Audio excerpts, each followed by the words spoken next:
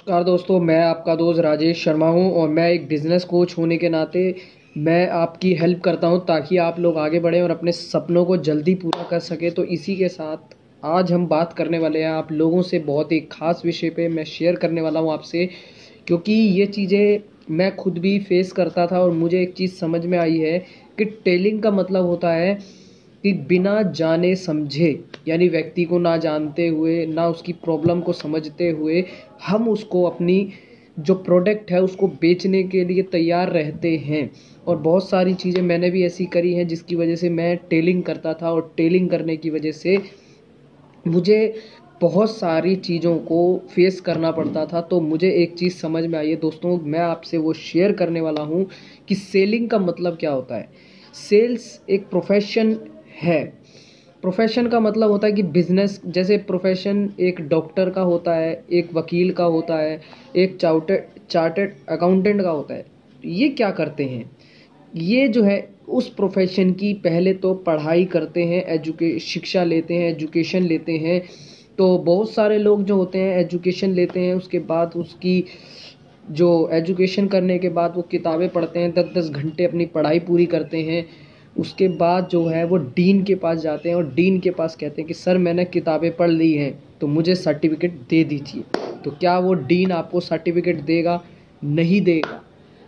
क्या आपने वो याद किया है या नहीं, वो ये चेक करेगा और वो वहाँ पर लेगा एग्ज़ाम।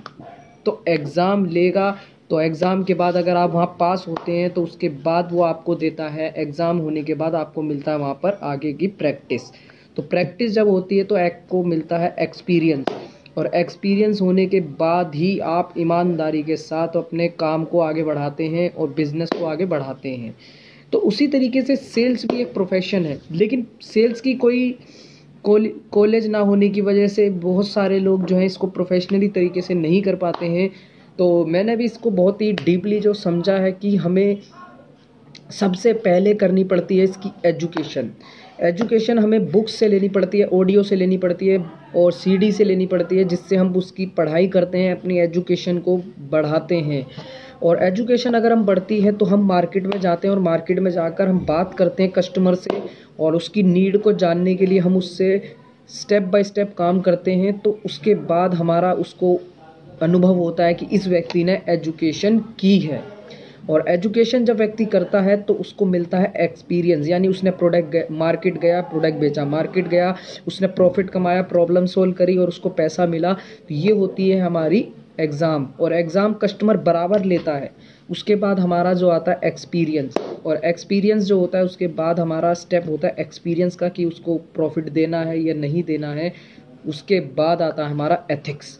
एथिक्स का मतलब होता है ईमानदारी, सच्चाई के साथ इस बिज़नेस को करना, ईमानदारी से चीज़ों को समझना, प्रॉब्लम को जानना, उसके बाद ही आप आगे बढ़ते हैं। तो मैं चाहूँगा कि आप अगर सेलिंग करेंगे तो उसमें प्रोफेशनल आपको बनना पड़ेगा। बहुत सारी चीज़ें आपको सीखने की मिलेगी आपको इस यूट्यूब चैनल पर हमारे। तो मैं आपके साथ आगे बना रहूँगा और आपको सिखाते रहेंगे हम लोग कि किस तरीके से आप अपनी सेल्स को इम्प्रूवमेंट कर सकते हैं, अपनी मार्केटिंग में। मार्केट में एक प्रोफेशनल की अहमियत क्या होती है वो जानेंगे हम लोग।